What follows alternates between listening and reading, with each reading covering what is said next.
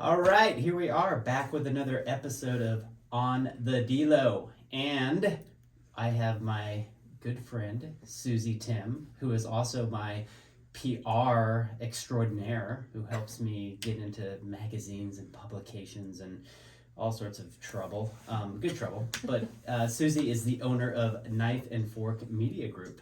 13 years now, huh? 13 years, wow. Yeah. Time flies. Well, welcome. Thanks. I could say something like it's about time there, Delo. But What's about time? Well, I just happened to notice that you had a lot of people who do similar things to me on the podcast. Don't know what you're talking about. I was feeling slightly dejected, but after some strong arming and cajoling, I got my way. Okay, that's not true. You did invite me, but still. You're a busy lady. Let's just not deny the fact that you're super busy. You're a multitasker. You have a very good business. I mean, 13 years is a long time, and so you've built up quite a client base. And I remember us talking during the COVID period of life, where pretty much we didn't know if our client base was going to exist anymore. Yeah, 2020, specifically March 17th, will definitely go down as one of the hardest days, I think, in my career, maybe in yours. It was hard to listen to so many clients that I'd had for so many years have the fear of the unknown opening in front of them. Many business owners felt that same way. And then, of course, anything that was related to the restaurant industry, there was a trickle-down effect, and it affected so many other industries, which is why even to this day, 3 years later, there's still things that are broken, in my opinion. So, but for myself, because we worked with so many restaurants, it was just, it was a really hard time. So happy to say that we have definitely bounced back and we're on that great path again. But yeah, it was interesting. It was something I would never have anticipated in my life. Obviously, none of us could have. But. No, and was there a moment, or was there, I would say, like just a short amount of time where you're sitting there reinventing yourself, going, maybe I'll be a tennis coach, or maybe I'll do makeup at the Mac counter. Well, actually, you couldn't touch anyone, so that wouldn't have happened at the time. But I definitely did take some time to think about, our focus has always been hospitality and food and beverage in the world of public relations and social media and marketing. But I've always had a very diverse client makeup. So we had and still have about 70% restaurants and food and beverage clients. But the other 30%, were not as affected. So luckily that mix helped us move on. But I know we're really good at it. So I didn't really, it's kind of like you, it was a specialty, and that's our specialty. So right. I didn't want to veer from it, and restaurants still need to tell their story. So even though March 2020 was really hard, just a few months later, I found many of those clients had to, they reopened, and they still needed to tell people how to access the restaurant, whether it was through to go or the drive-through or whatever. So it ended up being okay sooner than I expected. What's your definition of PR? Because when I look at PR and I look at, like a lot of people will be like, hey, you sell insurance. And then it's kind of like, it's kind of like crickets. It's like, okay, they make an assumption that they know what it is. But at the end of the day, I'm connecting and protecting and I'm, providing a service, really a peace of mind. So if you look at PR, in my interpretation of it, I believe it's where you're helping somebody tell their story and get it out in different facets. Yeah, I mean that's about as close as I would say most people come, including my own parents, who I'm not sure would necessarily be able to articulate it. It always to people seems like it's such a abstract concept, but really what it is exactly what you just said. It's telling stories to as many people in as many ways as possible with as many angles as possible. So I may have a restaurant client, and we might be pitching a wine dinner to media at the same time that we could also be telling their story as a business owner to the Business Journal or on a national level. So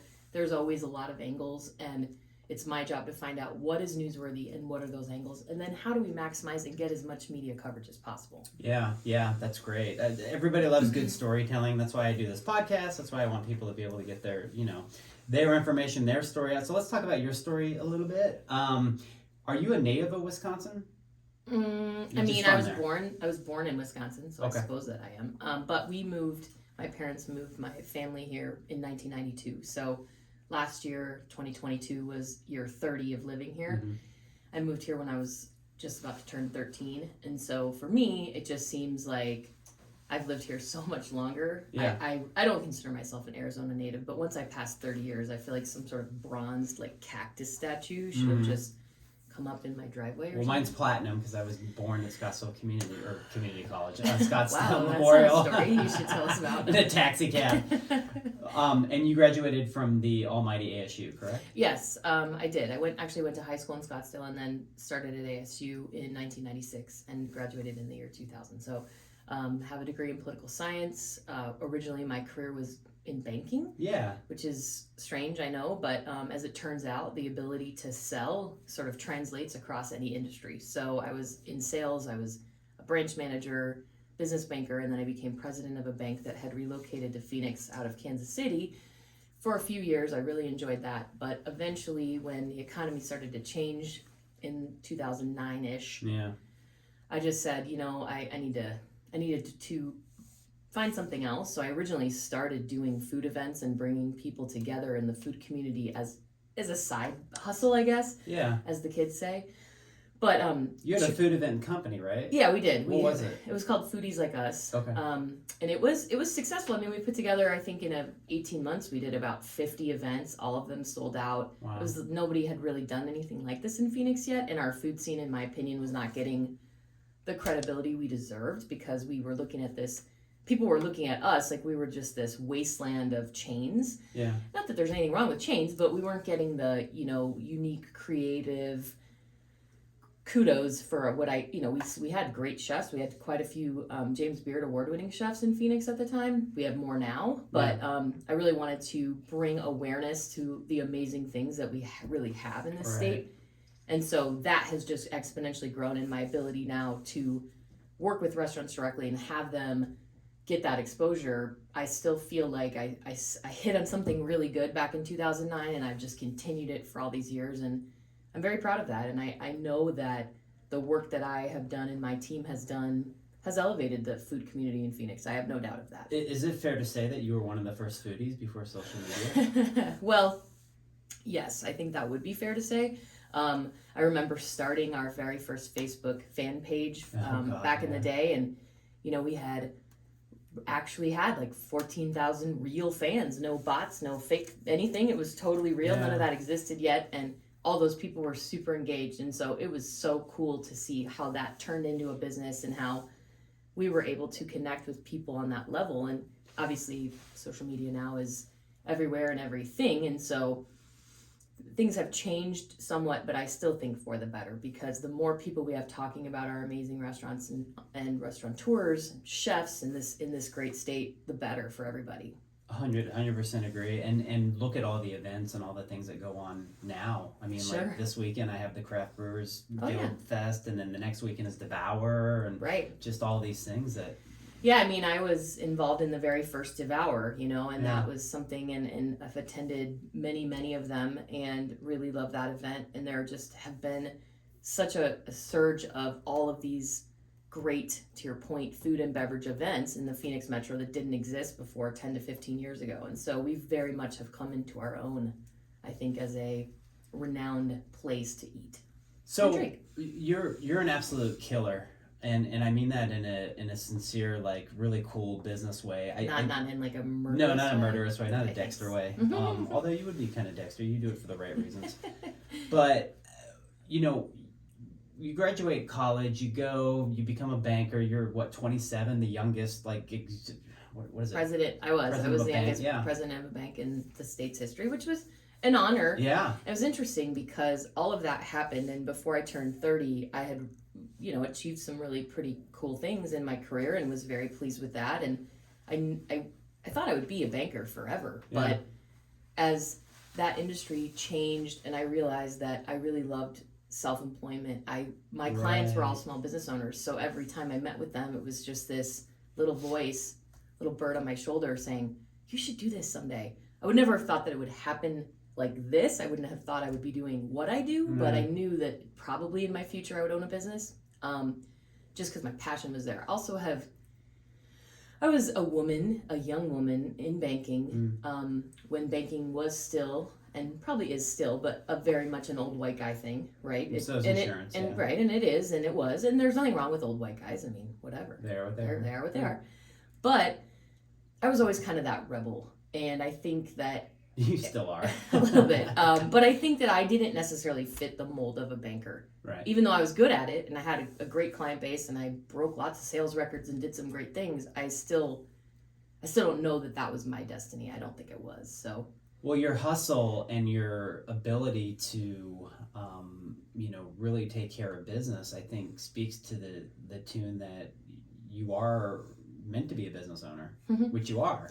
Sure. I can't ever imagine, Dave, and I'm sure you probably feel this way too. I can't ever imagine going back to work for someone else. I can see consulting, I can see advising, I can see those things, but I can't imagine having to report to someone else after doing this is year 14. I can't fathom it. And that's okay. Do you get knocks on the door like I do? Like people like, hey, you want to join our crew and we'll buy out that happens to you? It does. Yeah. I definitely get people saying, well, we would love to have you in-house. And, it's nice to be able to say, I don't think you can afford me in-house. Yeah. This is a better setup. Hire us as 1099s to consult, right? And you're getting a much better deal. Well, and afford really isn't necessarily just about cash money. It's about the freedom that we have as business owners. I mean, and the lifestyle. Money is just one small part of it, right? And not having to answer to somebody and being able to run your own show. I mean, that is freedom is much better than money. I think in my opinion. It is, and because the freedom comes from the time that you get to manage your own schedule and your own priorities, right. And so. It is a huge priority for me to have a successful business, have our clients get tons of press coverage, and have them be elated with us, of course. Yeah. That being said, I don't have to do that from 8 to 5.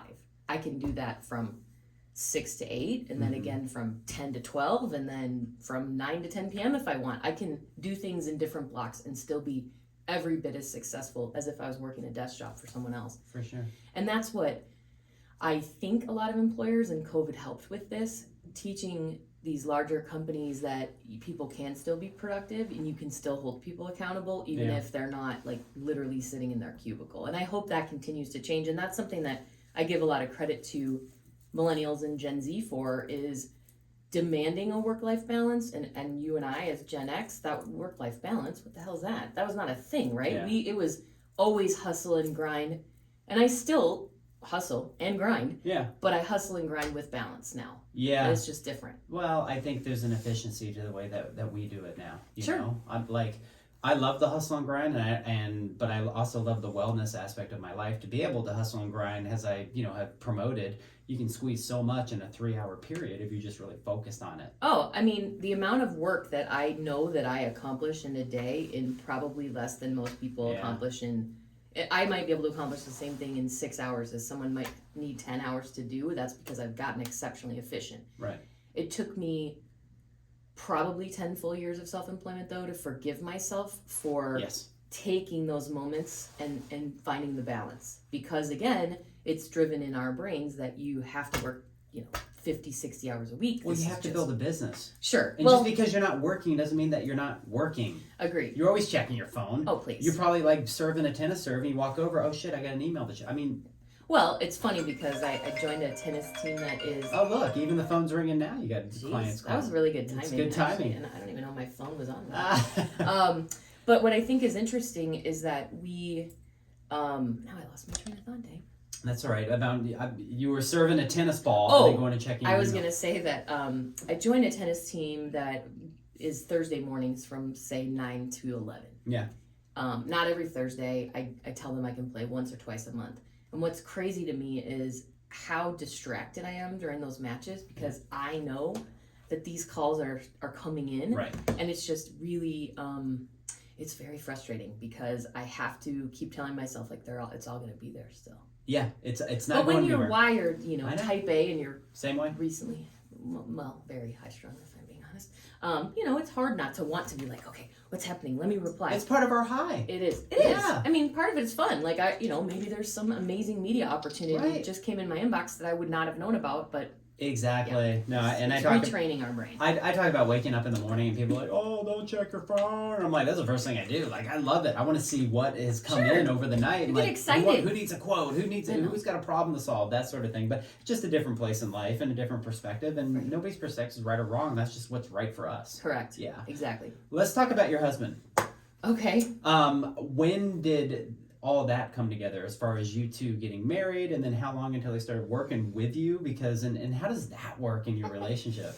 Well, that is a good question. So, I met Eric at a Scottsdale Chamber of Commerce networking breakfast in 2005. Okay. And he was like reaching for a Diet Coke while I was reaching for a coffee or something.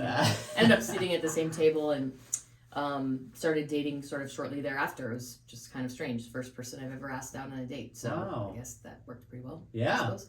But we always had obviously separate careers. He worked in some marketing, but he also has a big background in medical as well. And then he kind of got into the events industry and was working on large corporate events and in operations in that world while I started my company. Well, he ended up getting laid off as the event world sort of softened a little bit. And well, he looked for a job, and I finally just said, well, let me build up our client base bigger so that I can afford to pay you a salary and have you just run the operations side of our business. So Nice. That's really what he does. And it does work well. We have separate, we share an office, but we're in different rooms. Yeah. And, we try not to talk about work constantly. I mean, we obviously have to talk about it here and there, but when we are not working, we really do try to focus on enjoying life. And he plays tennis as well, so that's fun. So we have that in common. Yeah, that's cool. And we both have we also have very separate passions too. He's very big into golf. I'm not. I'm maybe big into like reading and true crime and things that he's not. Yeah. So it's nice because we still have those separate interests, and so we don't. You're still individuals, but yeah, I just Kim and I had talked in the very beginning, and I'm like, there's no way you're working here. Like it just it's just one of those things where it either fits or it doesn't. That's really cool that it fits for you guys. Yeah, it is. It's interesting, and people do ask that a lot, and I just think because we also do such different things for the company that there's not a ton of overlap. Therefore, we're not constantly just harping on the same stuff. And I think if we did the same exact job, we would just constantly be talking about it, and then it would take away from any like positive relationship because all you'd be doing is focused on work. Well, it's obviously working. You've been married for a while, so 16 years. Almost. Yeah. 1-6. Holy crap. Yeah, congratulations, especially in this day and age. Right. So I want to talk about, if people are, listening to this, they own businesses, kind of to give them an understanding of expectations of what PR does, what it means, how you go about doing it. Somebody comes, they hire you, what is it that they can, expect or not expect? Sure. Well, really, as we kind of defined a little bit ago, PR is really the art of telling someone's story in as many different ways to as many different people with the goal of yielding media coverage in some way or exposure. So it could come not necessarily in a magazine, a newspaper, or television. It might come in a podcast or other more modern ways, working with different digital influencers, etc. But my job is still to get my clients in front of those people who can tell their story. So expectations are interesting. People I find who've worked with a PR firm in the past have a better understanding and their expectations are more realistic. Sometimes I meet people who think that, the big joke always used to be like, can you get me on Oprah? Well, then when Oprah stopped having a show, it was like, oh, can you get me on the Today Show? Yeah. Like, well, if you have patience or a lot of money, because I don't think people realize, but a lot of things, especially products, a lot of that is paid. Or they're paying the person who is going on to present their thing. So it's not as cut and dried, and there's a lot of behind the scene things that I've learned over the last decade that people would probably be surprised if they knew about how some media placements come about. But at the end of the day, if you have a good story and you stay in great communication with your PR team, you will get plenty of media coverage. There's no doubt. Some months, like we just got out of the 2 busiest weeks I've ever had. Yeah. And we were doing a lot of coverage for the city of Scottsdale because they did this ESPN partnership through the Super Bowl. Well, we did 33 TV segments in 3 days. I hope I never beat that record. Wow. And in 2 weeks, we did like 56. And that's insane. Yeah. We usually do over 350 a year, which is a lot. We do a lot of TV, but we usually don't do 11 a day. That's right. Like I said, mildly insane. And I don't want to beat that record because of how much work it was, but and how stressed and hard it was for our team. That is an unrealistic consistent expectation. So and that was for the city of Scottsdale. So if they came to me and said, well, for every single thing we do with you now from now on, right, we want to get 33 TV segments in 3 days, I would try to cover my face as I laughed hysterically, but because that's an unrealistic expectation. 100%. But it shows, though, that if you put forth something that is very newsworthy, lots and lots of people will pick it up. Right. And so we still continue to get good coverage for the city, but the Super Bowl comes around every 8 years, so that's why that was a unique situation. Can you put any sort of value on the different mediums that there are now? Because obviously it's been ever changing in this evolutionary sort of aspect of now you've got Instagram, you've got TikTok, you've got some pretty primary people that got hundreds of thousands of followers that I know personally that got reached out by Pepsi and some of these other bigger things to go get paid a couple grand to post a thing. And then you have TV, your traditional TV, print, this and that. So it's just, there's a couple ways to look at it. So the TV, magazine, newspaper, radio route, that is all traditional media, and that is targeted at the general public. And so, that might be, little children all the way up to any age, but it may be different demographics than you might be seeking. It may be different levels of education, income, etc. You can specialize when you start working with some of these influencers. And so we work with influencers as well because some of them have that super niche audience that I want for XYZ restaurant. Versus the ESPN thing, I was delighted to get all this mass media coverage because literally, I don't know if there's anyone in America that doesn't know what ESPN is. Right. And of course, everyone's got a sports obsessed fan in their house, male or female, who probably watches all those shows, which is why that was so of interest and drove a ton of eyeballs. So to answer your question about measurement, I look at a couple things. I look at how many impressions, how many people did I tell your story to, right? And if you had to pay for that coverage, how much would that have cost you out of pocket? The beauty of media coverage, in my opinion, is it's an unbiased third party telling your story for you that has more intrinsic value than when you pay for an advertisement. That is, you actually get to say specifically what you want, right? You're not beholden to an interviewee's questions, or sometimes the story might come out slightly different than you expected. That being said, you didn't have to pay for the earned media. You paid for the advertisement, and the advertisement, you may be able to tell your story exactly how you want. Right. But it still doesn't hold as much value as when an unbiased third party tells your story. That's why I like the earned media coverage.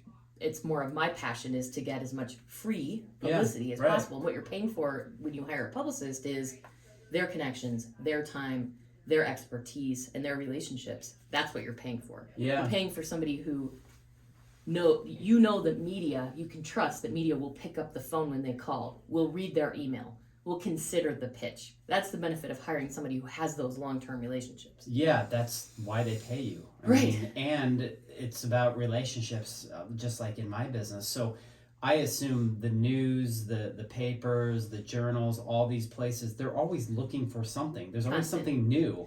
There's tons of hours a week that need to be filled and there's tons of column inches that need to be filled in print or online, right? They need stories, they need to stay relevant. And so my job is to look for as many angles that are relevant as possible to get our clients in front of media. In this day and age, how fast does the story dissipate?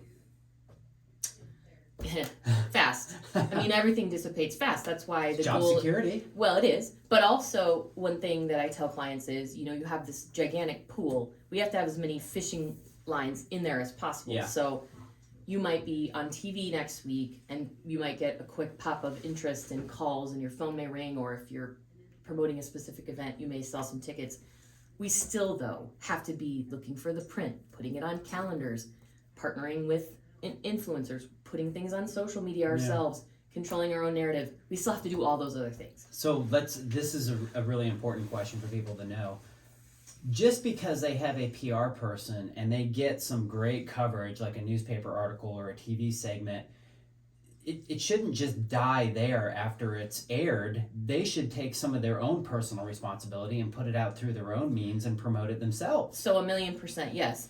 So for example, when we have clients on television, we will obviously take a bunch of photos, some video and we share that with them so that now if we do their social media, we'll post about it. But if they do, we want them to make a reel with the video, you know, do a post, talk about it on their Facebook page, put it on their website, on a press page that shows they've been in the news this many times. Yeah.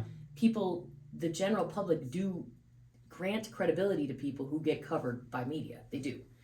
Right or wrong, don't know, but they do. So it's still looked at as a very impressive to get that kind of coverage. And so you have to maximize it. It should never just be one and done. Yeah. Exactly. And so we teach our clients, you know, how to share it and where to share it and how to milk it, I guess, to a sense for as long as they can. Well, my biggest thing is relevance. I mean, if you're relevant, you're relevant. If you're irrelevant, you're irrelevant, you know, out of sight, out of mind sort of thing. Well, and that's why, you know, every now and then I'll have a client who is not communicative at all. Yeah. So I will essentially have to stalk them, even though they're paying me money and I still stalk them. Very interesting. Anyway, and then they'll come to me precisely. But then they'll come to me and say, so what kind of coverage are we going to get? And I had a client do this to me like the week of the Super Bowl, and I said, did I miss something interesting that was going on that you didn't tell me about? Right. Oh, no? Okay, well, literally you're trying to stand out in the middle of the 2 busiest weeks in Arizona in the year 2023, and you have nothing going on, but you think, poof, magic, press is going to cover you. They're not. You have to be doing something. You have to be relevant to your point. It's a relationship. You need them to communicate with you so you can communicate to the other means, because if you don't know that they're working on an event or they're doing a special, or you don't know. Well, how would we know? Right. I'm not a mind reader, nor does anyone pay me enough to legitimately drag it out of them. So sorry, I can't do it. It has to be a reciprocal relationship. Yeah. So that's an expectation as well, is that our relationship is communicative and reciprocal. I am not an order taker. I am not your intern. I'm not a 22-year-old just came out of college TikTok wizard. I'm none of those things. I am a professional, and we follow a professional plan to do PR because it works. I mean, that's why I love you, because you're just zero bullshit. It's like, look, here's what we need to do. Let's get it done, and it's just amazing. So that's very nice. Thank you. Let's talk about a day in the life of Susie. What does a day look like for you? You get up at 4, 5, 6. 4. Well, only if my cat is standing on my head. No, probably about 6. I would say most mornings, and in the summertime I'll play tennis a lot early because it's so damn hot. Yeah. But in the winter, we play tennis at night. So, get up. Most of my meetings, I don't really start meetings before 9 if I can help it. And I have certain days a week that I don't take meetings, which is interesting because I never did that before COVID. Mm-hmm. But I do not usually take an in-person meeting on a Monday or a Friday anymore, mostly because I need those days to manage everything happening in the middle. And so it is freeing when you set some boundaries for yourself. It's very interesting as well. So, but in the middle of the work week, I may have a day where we have 5 or 6 meetings, and some are at clients' offices, some are Zoom, some are phone. It varies, but yes, usually I 15 to 20 meetings a week probably, which is a lot. Right. But I'm used to that. And when I worked for Chase Bank, that's one of the things that they really did drill into us was the more meetings, the more opportunities. So for me, I followed that pattern my whole life, and it can be a lot, and it can be overwhelming, but it's also been exceptionally successful to follow that pattern for me. That's great. Yeah, we all need a plan. Exactly. Honestly, it just helps with everything. And what is your ideal client? Like, what are you looking for? For me, it's really somebody who already either has a track record of a successful business. It doesn't have to be a restaurant by any stretch. Any kind of business. We love working with businesses, but you have to have a story to tell. You have to have some success. And so what that means to me is if you are leaving corporate America to start a business you've never had your hand in, and it's a startup, it's harder for me because we don't have the same business acumen together. And so sometimes it's hard for me to help people understand what it is we're trying to achieve because they're just in the infancy of their business and owning a business. So I prefer, you said ideal, I still will work with people that are brand new, but I prefer someone who does have business ownership experience. They understand it and we can relate. But then you have to have a good story and you have to be communicative. Communicate. Yeah. And I did make another rule in 2020 is no longer will I work with assholes. That's a good one. It's interesting but I mean, so I started in 2009. So for almost 11 years, I didn't screen for that. I put up with, I screen for people who are unethical, doing illegal things, whatever, right? But I did not screen for the asshole factor. I just put up with it. Yeah. I don't do that anymore. Life's too short, and the older you get, it becomes assholes. Like, done. That's pretty good. Yeah, that could be like a lead-in. It's insanity how much better my life is when I have cut those people out. There were people that we stopped working with during COVID, and I never once asked them to work with me again.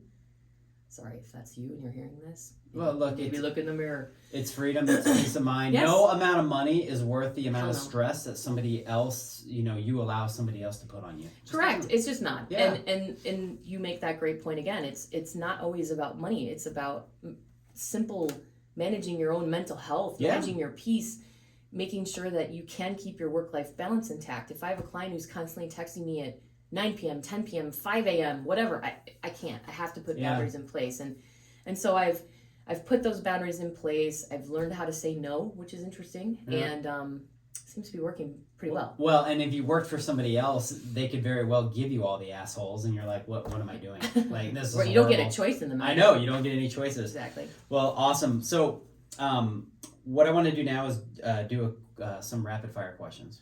Oh. You ready? I'm ready. Okay. Hawaii or Wisconsin? That's not even a question. Hawaii. You go have your pineapple? Yes. Pizza or barbecue? Pizza. Yeah, you have a pizza tattoo. I also have multiple pineapple tattoos and an entire back of Hawaii, so you're kind of on it here. You're kind of on it, yeah. But I do love barbecue, like a lot, as you know, because most of the time Dave and I meet, we go to Little Miss Barbecue for lunch. But I do love barbecue, but I like pizza better. I'm actually cheating on you. Chelsea and I are going tomorrow. Bitch. I know. It's all right. She's pregnant. She deserves all She deserves it all, exactly. I love Chelsea. It's her pregnant lunch. Exactly. Bigfoot or aliens? Aliens. Yep. Yeah. Aliens, no doubt. How many Jeeps have you owned? 4. 2, regular Jeep Cherokee, Grand Cherokee, and now 2 Jeep Wranglers. Yeah, you and I are Jeep buddies. We are, and I really love it. I just got my newest Jeep in December, and I ordered it special. It's a color called purple. No, it's purple, but the color is called Rain, R-E-I-G-N. It's so cool. like Purple Rain. So of course I hate that song, which is crazy because I'm not really a Prince fan, but I did name the Jeep a Prince. Oh, that's hilarious. And I played, that was the first song I played when I drove it. So my Jeep's white, I named it Millennium Falcon. This is a shocking piece of information. But it makes sense. Yeah, it does. And I still have my duck that you gave me. Oh, as you should. Venus or Serena? That's so hard. I can't choose. It's like choosing between my 2 favorite peanut butter or chocolate. I love them both for different reasons. Probably Venus, which is like scandalous for me to say, but mostly because she's still playing on the tour and she's over 40. Wow. And because I play tennis in my 40s, it's super inspirational to me. 2 of the greatest athletes ever. Literally ever. I think we got the answer to this. 4 a.m. or 6 a.m.? 6 a.m. Yeah. Not everyone's cuckoo for Cocoa Puffs is you, Dave. Hot sauna or cold plunge? Oh, cold plunge. Really? I can't stand a sauna. I get in there and I feel like there's like a wet pillow on my face. That's not fun. I'm so pissed you missed my event now because you're sick. I know. I'm so sick though. Wine or whiskey? Oh, well, I am anaphylactic shock allergic to whiskey. Okay. So I would prefer not to choose death. So I'm going to go with wine. That's a good answer. So don't buy her any whiskey gifts. And it's funny when clients have whiskey dinners. I'm like, oh, you don't want to come to our whiskey dinner? I'm like, oh, I'd love to come. Are you going to make me all vodka drinks? Because I can't. Yeah, can't do and it. some clients have done that, actually. I'll give a shout out Liberty Station every time they do a whiskey dinner and they invite me. They always make me a drink I can drink. So that's amazing. It's nice. Well, it's been awesome to have you. Where can everybody find you, hire you, all that sort of stuff? And I'll put this in show notes as well. But appreciate that. Knifeandforkmedia.com. That's knifeandforkmedia.com. And you can send a info email to me there if you'd like. Or you can just email me at Susie, SUSIE, at knifeandforkmedia.com. Beautiful. Thank you for coming. Thanks. We got it done. Yay, Dilo. I'm so excited. Thanks. Didn't have to pull my legs or arms or anything off. Any other body part. You do an amazing job for me, and I'm excited for our future. So It's very cool. Everybody, thank you for listening. I am sponsored by myself, the Delo. And please, if you can, subscribe, share. The podcast is getting a lot of momentum right now, and I'm totally grateful for all you listening. Again, I love sharing people's stories, and I think good perspectives from all sorts of different people is just, I think it's an asset for people to be able to have in their ears while they're driving or whatever. So until next time, follow me at On The Delo, subscribe on my YouTube and all that fun stuff, and we'll see you then. Peace out.